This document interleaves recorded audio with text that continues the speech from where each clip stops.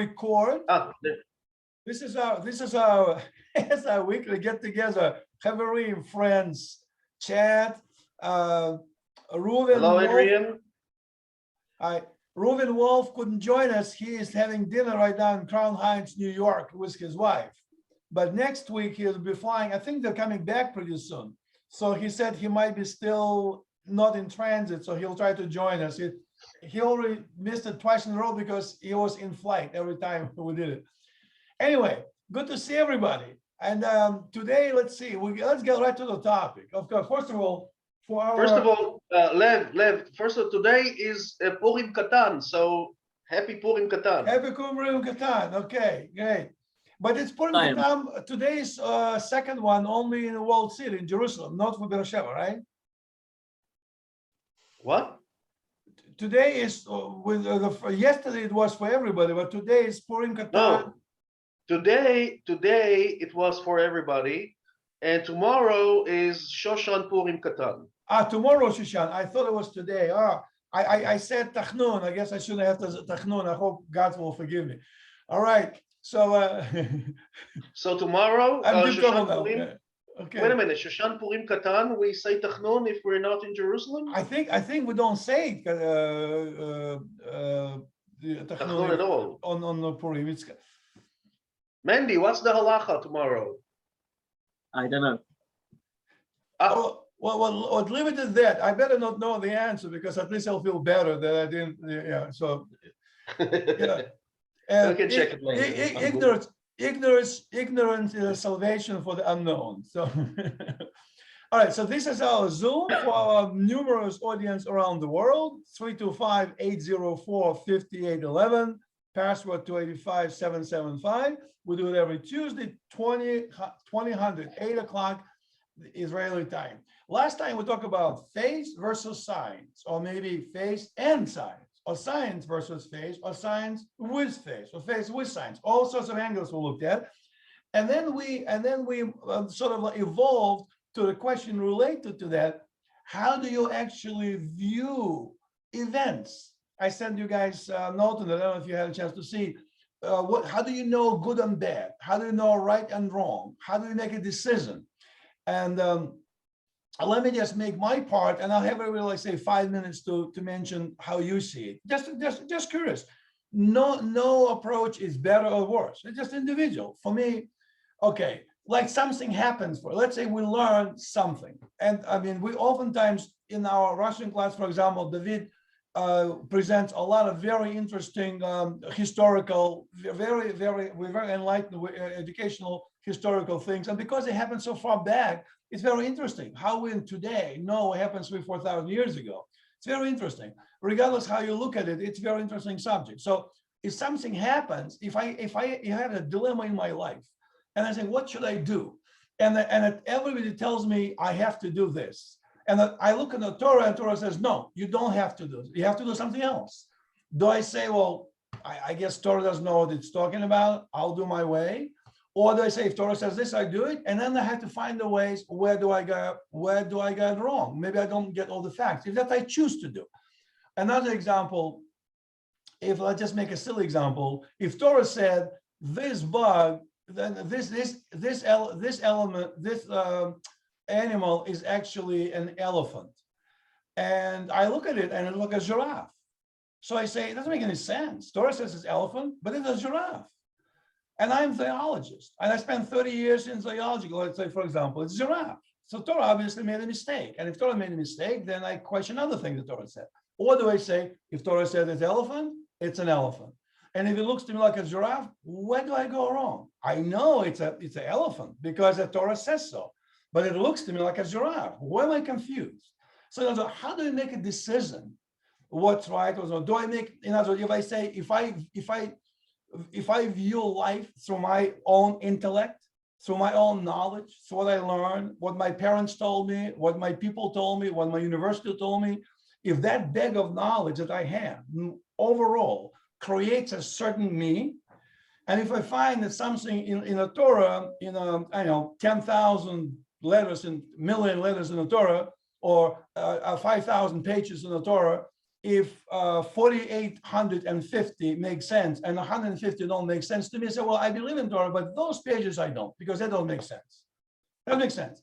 How do you make a decision? So this, my view, my personal view, and that's what a long term of evolution for me.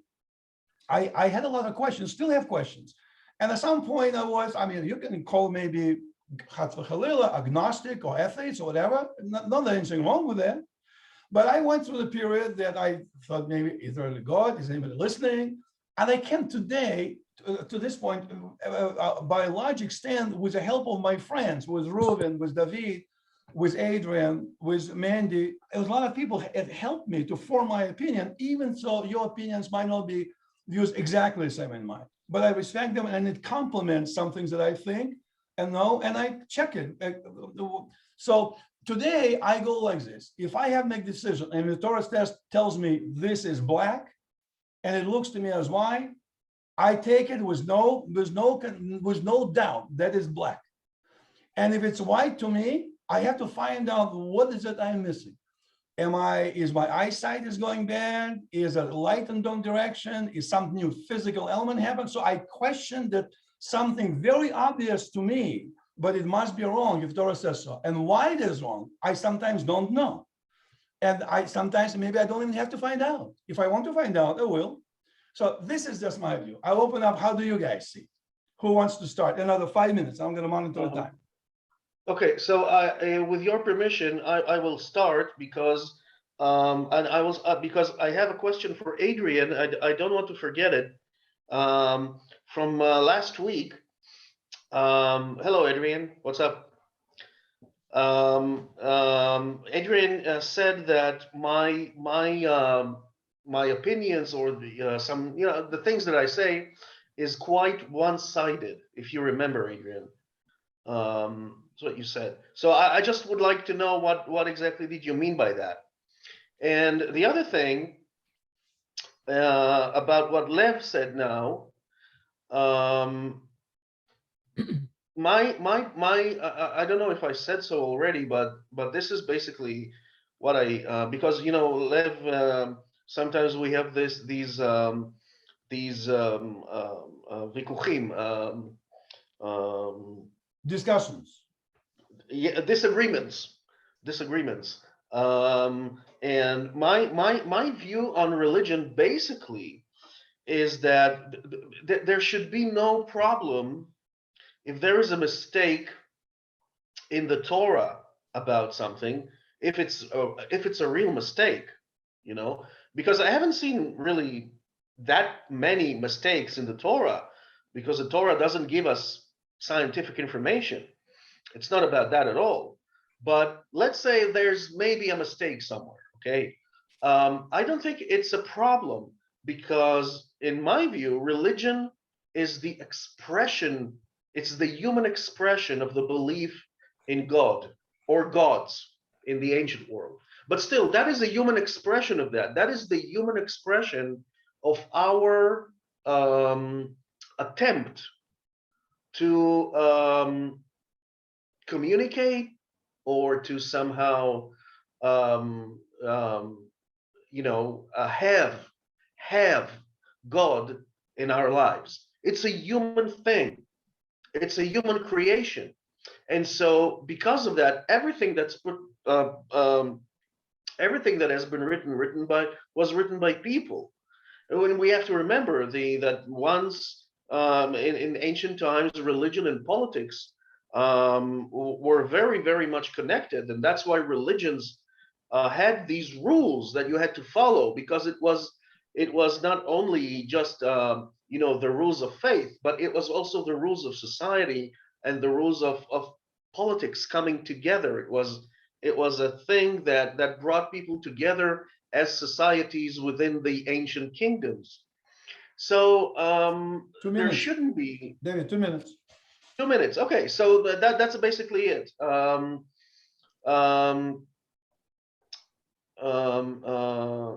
Religion is a human expression of that thing, and this is the Judaism is a tradition we've got from our ancestors. So that's why you shouldn't have a problem if there's a mistake in the Torah, Lev. So at least in my opinion. Now, Adrian will answer my question. What do you mean that I'm quite one-sided? Adrian, you Okay, got 5 minutes. yeah, first of all, I want to be sure that you don't feel offended if I criticize you, because No, I just I no. would You never can want that to criticize. happen. You But can number criticize two, anything I say. That's I fine. know, but wait, well, let me finish. The word one-sided is not really what I meant. I meant it was, if I can remember correctly, it was very restricted to a certain perspective, but I can't exactly defend it now because I don't have the words that you were saying.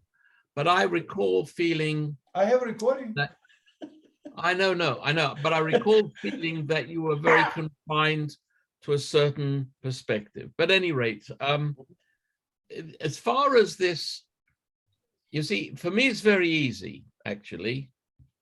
And the reason is this: I find that the Torah has two qualities.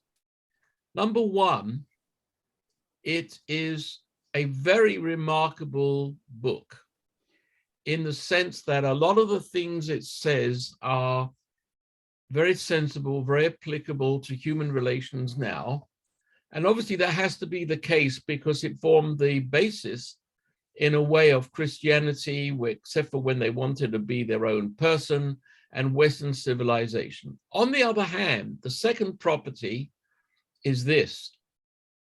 In my understanding and belief, the Torah was written not by Moses, dictated by God, but was written by other people, who knows how many years later. Some people say 6th or 7th century CE and so on. And that doesn't bother me or surprise me. I like it a lot because it is my heritage. And I already told you I'm a heritagenic. That's my religion. And if the Torah says something that is right or wrong, first of all, I do not feel bound by what the Torah says. Obviously, the Torah says, I must have killed someone. Adrian, 2 minutes. I must timing, 2 minutes. Those things I accept. But if the Torah tells me to do something, or something is black and I see that it is white, it doesn't bother me in the slightest, because I don't feel bound by what it says the way Lev does. But Lev is Choseh Tshuva and I'm not. So that is my whole perspective. And that is, I love to read Torah. Every week, I like to read the Parsha of the week. I want to know what's going on. I want to be knowledgeable, but I see it as a basis and a reflection of my people. And that's my biggest commitment, is to my heritage, my history, my thing. The rules are not as important. Now, in my house, the rule of kashrut lives because Trisha insists, and I'm very happy with it. I grew up like that. And we're going out for dinner in a half an hour, and we only eat fish and vegetarian. 1 minute. That's not my. That's exactly it. I enjoy this. I enjoy the Talmud class, and so on. But I don't feel bound by the rules, except in this house where I'm bound by the house rules. Very good. So it's 100% kasher. And if I put a fork in the wrong place, as we say, ochen vei. Ishto hi beito. That's right. And thank God for that. Before we go to Menachem Mendel, I just want to point out something. Before Reuven said how that he goes to what his wife tells him, you notice how he glanced to the right first to make sure where she is, and then he made a statement, which was very smart to do. I would say that's exactly what I would do. I'm looking to see if the door is closed. I'm of course. I could not be happier, and there's disagreement, things I don't. But by and large, I want peace in my house. Amen. Menachem Mendel, now to you. How do you see it? How do you make this? Is it Torah first, or your own innate being first? I have something to say on this, but I'm just curious to know from Adrian why he feels more comfortable to believe the Torah is written, say, 600 years later than then traditionally accepted that it was just written directly by Moshe. Both are beliefs. My question is, why would one belief take precedence over the other belief? Where does that come For from? me, it's more logical. What is the logic there? What is this Oh, come on. calculation? We're going to waste your 5 minutes. That's I fine. don't- You're more important than I am. I want to hear this. Yeah, no, I'm Menachem also Mendel, fascinated. that's not simple. fair. You have to first say, how do you believe it? Because state. Okay, I will start. Okay, you want to start the 5 minutes again? Okay. Okay, we No, give but hold on, you one quick 4.5. second. One quick second. Everything is a belief. There's no proof of anything. I choose Right. to believe X, Y, Z. You believe PQR, and that's fine. Fine. You can't say, how can I justify X, Y, Z? Because you can no more justify PQR. So, we have to agree to disagree. That's simple as that. I'm into that. Okay, Menachem Mendel. Okay, you did mention a logical part. I was just curious to understand more. Yeah. Okay. What I understand. Well,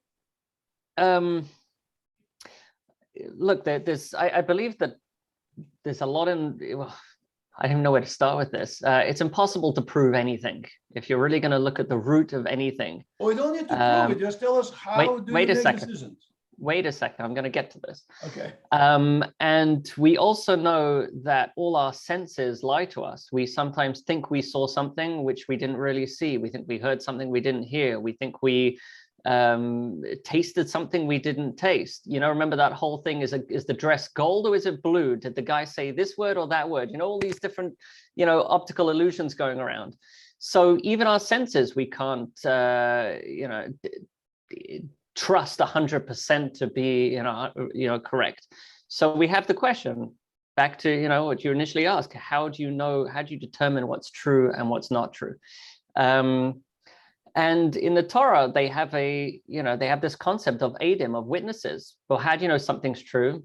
If you have two people who come and say exactly the same thing and they don't contradict each other, and you fact check them and you take them into two different rooms and you ask them a lot of questions, then even if you have reason to believe they're lying, which you should be able to, and you can't prove them wrong, you have to believe them, because that's now how we're going to determine what's true, what's not true. So there's a system to determine. We don't know. Therefore, we have the concept of witnesses. Within our own lives, when we're just seeing things ourselves without the concept of witnesses, with just our individual self, our own personal experience, it's very difficult to determine what's true and what's not true, what to believe and what not to believe.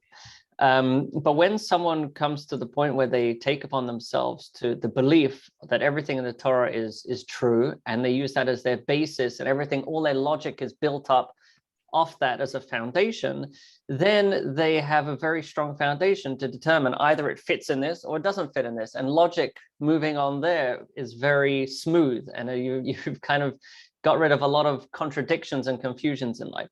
Now, that being said, that being said, in general in life, whenever it comes to any decision, even if you ask the modern psychologists, they'll tell you most decisions in life you don't really decide. It's already dictated to you. It's pre-dictated. It's very easy to determine what people are going to do. In fact, people are more predictable than animals are predictable.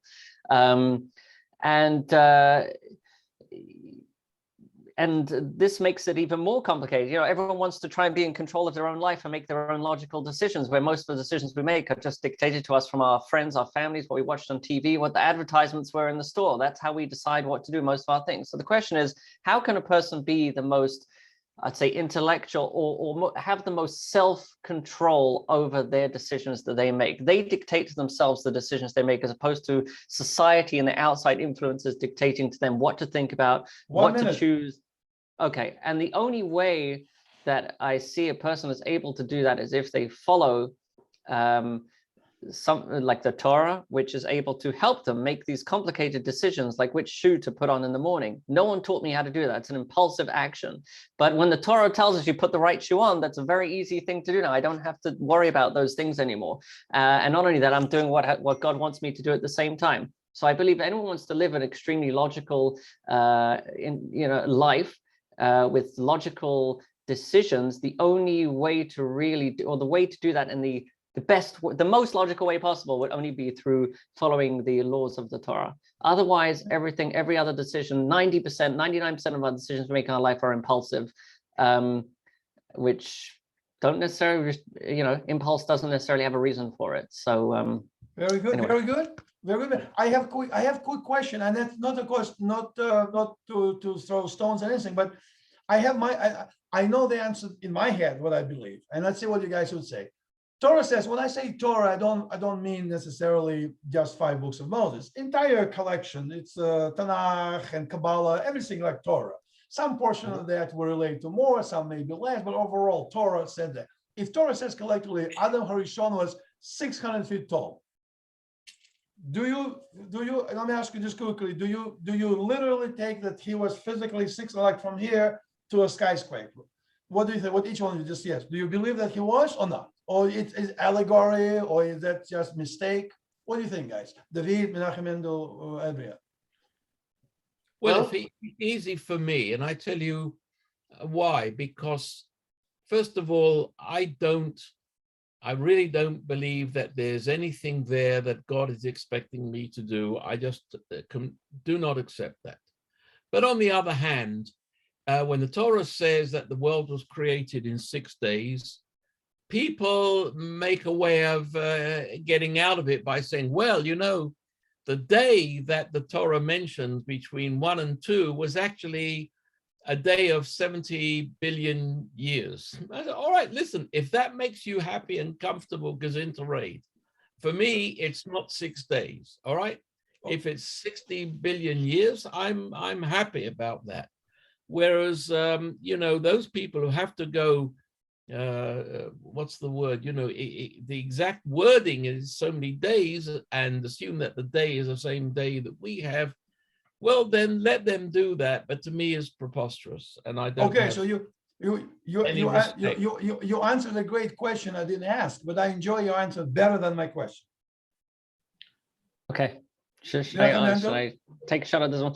Well, first of all, believing this is also a belief. Believing that the world was created in 6 days, or believing that it took a billion years. 600 I'll get that in a second. I believe it took a billion years. Ultimately, it's a belief. And believing, I think ultimately we both believe that something started from nothing.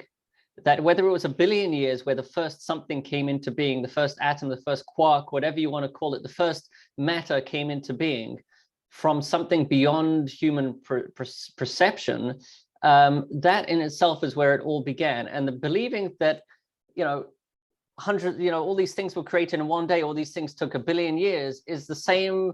Ultimately in the core, it's the same belief. But if you're believing the world ultimately came from nothing, it's just as ridiculous to believe it was created in 1 day as it is to believe that it happened over a period of a billion years. Ultimately, you're believing something came from nothing. I can't believe what a wonderful group we have. Just think about what's happening. The Chabadnik Chassid and traditionalistic, no, how do you call it, Adrian? Heritagenik. Heritagenik, completely what they say, the same thing. They're completely in agreement. This is the only problem I have. I don't agree though. Anyway, yes. What you said, Adrian said, essentially the same thing. The only problem I have is. Well, wait, Adrian, hold on a second. Let's get Adrian, to respond, and I didn't answer your question about Adam yet, but okay, yes. Let's go to David, guys, because with all fairness, come on, I'm not going to maintain the time. 1 minute and 15 seconds for you. To me, okay. Yeah. No, if the Torah says that Adam was 600 feet tall, I don't believe it. Just as I don't believe that he lived 900 years. Literally. I will give you an example from somewhere else, okay? 45 seconds. I think there's a mistake, a huge mistake made by us, not by the Torah, by us people, when it comes to the subject of milk and dairy. The Torah says, "Lo tevashel gdi b'halev imo." Okay, you all know what I mean, right? I don't have to translate it. Okay. So, it says it 3 times. It says it 3 times. That's right. However, when the Torah was put down into writing, it was not put down with diacritical points. And this is my own. I've never read anyone who said this, or I don't know, maybe you guys have. I don't know, Mandy or Lev, but this is my theory that the mistake that we people made is that, and I mean those who put the diacritical points in the text of the Torah, they turned the word chet lamed bet, which usually in the Torah is used as chelev, which means fat. They turned that into chalav, which means milk. So I think that the way it should have been read is lo tevashel gdi bechelev imo. Thou shalt not cook the how would that be in English? A kid, a baby goat. Yeah, don't cook that in its mother's fat, not in its mother's milk. So what? What? So what? It's the same concept in a way. No, okay, but I'm not saying if you should do it or not. What I'm saying is that we people have made the mistake, and now you have these, families, Jewish families, having two kitchens, and if they have one kitchen, they have two sinks and two refrigerators and two sets of, Okay, David, maybe it was all, maybe it wasn't Okay. even milk, it was fat. okay, we gotta get, I'm just time guy here. Menachem, I see you jumping out to say something. Go ahead, Adrian. I'm with Adrian on this, by the way. Who cares? That's what I would say, my personal thing. But Menachem Mendel, you have different, okay, go ahead. A Well, I minute think for you, 60 seconds for you. I think that statement clearly suggests that you don't believe in the Torah Shebaal Peh. And if you don't believe in the Torah Shebaal Peh, that's already there's so many more questions. Why tefillin? How do you know mezuzah goes on the wall? You could just list a whole load of them. A mezuzah, the Torah mentions a mezuzah before there was any mezuzah. The mezuzah is already there in the Torah. How do you know how you write it, what it looks like, where it goes? Maybe you're supposed to just write directly on the wall. Hundreds. No, we don't know anything without the Torah Shebaal Peh. No, listen, I have nothing against the Torah Shebaal Peh. Yeah, just to let you know, guys, we have 10 minutes. And not only because of time, but because if Adrian doesn't get out in 10 minutes, he'll be in trouble with his wife. And that's a big trouble. So we have 10 minutes, guys. Trouble, but we have to get to the restaurant in time. We have 10 minutes, guys. Go ahead. Continue, Menachem. You have 30 seconds to finish your thought. That's all. Adrian was going to answer my last question. I didn't finish answering about whether I believe about Adam is really 600 amos high and lived 900 years. I definitely believe he lived 900 years or 930 years. Whether he was 600 amos high, there are a lot of things that the Torah says in the Gemara and which are very difficult to understand, and sometimes commentaries understand them as allegorically speaking. What that means practically, whether he was 600 amos high, I don't understand it. But if this is what the Torah says, there are things that I believe without understanding. Just currently, I do not understand it. I'll tell you straight out. Okay. I believe it, and I do not understand it. I would understand if it definitely was allegorically speaking, but whether it's a belief, not an understanding. And there are plenty of things like that. For example, Og, the giant, was 30 amos just up to his ankle, which means he must have been who knows how many amos high. So there are plenty of other stories that there were fish that were the size of 500 towns. It mentions in one of the Talmud somewhere. So I caught one like that one time. Yeah, there's a lot of things. There's a lot of things like that. Okay, I'll mention something. Okay, I'll give myself now about 35 seconds. We have about 8 minutes. Okay, but interesting. I come to just my thought, the way I feel it, guys. Just expressing my view. I know, like Talmud says. It says, I don't remember which sector, that also, like Menachem Mendel says, allegorically, the bird flew over some city. Rabbi Yochanan is telling Rabbi such and such, and it fell, and the bird fell, and it ruined 60,000 towns in its flight.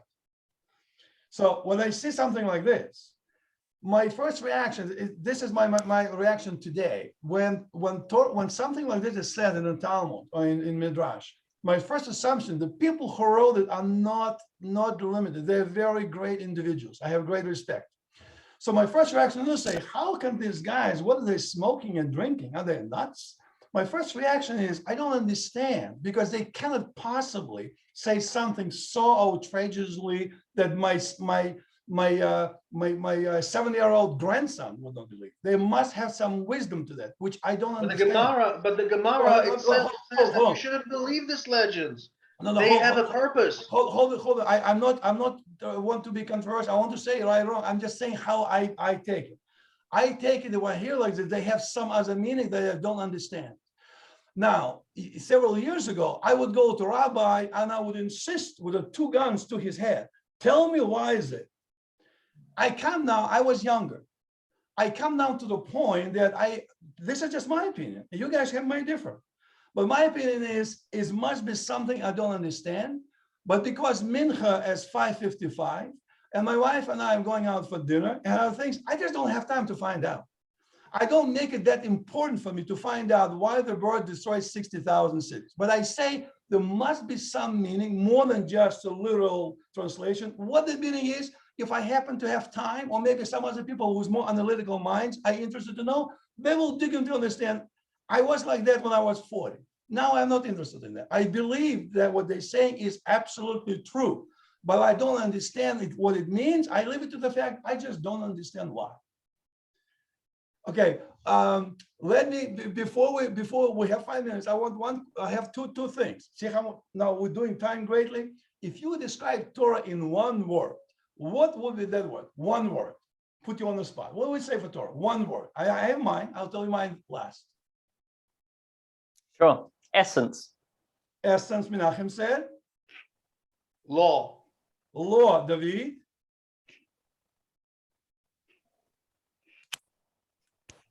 It's a chronicle. That's all it is. All right, It's a essence, chronicle. law, you said chronicle. Yeah, it's a book about, the Jewish people, the Chronicle. Israelites. Correct. My word is kindness. Kindness. To me, the most important thing in life is kindness. That's how I look into it. Well, but it's I agree with that, but I don't think the Torah. But in reality, we're probably all right, because it is essence, and it is law, and it is a chronicles, and it is kindness, and many more other things. And every one of us sees a slightly maybe different angle, and collectively we see the whole thing, the whole bouquet. well, that depends on your. You have a very. I think, Lev, you remind me of the people we're talking about sometimes, the Tanaim, and the fact. I think that in response also to Mandy and also to you, Lev,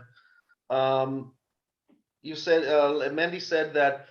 Well, because of what I said about the Chalav and Chelev, I don't believe in the Torah Sheba'al Peh. The Torah Sheba'al Peh explains. I think with D'chilu Uruchimu, B'Dchilu Uruchimu, I think that the Tanaim and the Amoraim, they were people just like us, and they have received text, and they were living by this text, and they received it, and they reviewed it, and they were making commentaries about it, and talking about it to understand it, talking about it to, but I think that the most important thing is that they were talking about it, the things that are said in the Gemara. This is a way to reinforce the Mishnah and to give validation to Mishnah and also to Torah, but all those things that are not understandable or that could be read maybe in 2, 3, or 4 ways and been given 3 or 4 different commentaries or opinions. They said, no, this is the way we're going to do it, and that's it, and shalom elitraot. And they were basically, sometimes I think they were making excuses to mistakes that other people made generations before them. but they have had that text in front of them. You know, these were not people sitting in heaven on a cloud and David, chatting wait. together with God. 2 minutes, guys. You 2 know, minutes. 2 minutes. David, I'd say with all respect, I think to use the word mistake is a very strong word for something no, it's not a which strong word. It's not for a something strong, which it's not a strong word. for something Some which is people not make really mistakes. Some possible for people you make to mistakes. You know, it's like me coming and saying that you know, You can say, "I'm Einstein mistaken." made a mistake or Aristotle made a mistake. We You know, know like that who am Einstein I made mistakes. to We okay, know that Einstein made mistakes. or it okay, We but know that. it's a bit, I don't know if the word is pedantic or obnoxious to come and say to No. someone who very clearly has a lot more or had a lot more wisdom and understanding, seeing things from a very different perspective, to just come Guys, out with a look, claim I'm to sorry. just say I'm sorry. you I'm made s- a mistake. I'm There's a sorry. lot more I'm to sorry learn to guys. Listen. Yeah. You don't have to be. You don't have to Excuse be me. a You could disagree. Excuse me, to gentlemen. see. You Gentlemen, don't have hold to be it. a professor to see that someone has made a mistake, which is an obvious Gentlemen, thing. Adrian is going This- to the dinner with his wife. Hold on, guys. I We'll make a gotta big go. mistake I if we don't. gotta go. He's got to go. One question, 1 minute before we finish, guys. First of all, we're going to meet at next Tuesday, 8 o'clock, Mizrach Hashem, God willing, again. Any particular topic you would like to talk to? We must finish this one. Okay, we'll continue this time. The continuation will be the topic of today, will be topic of tomorrow.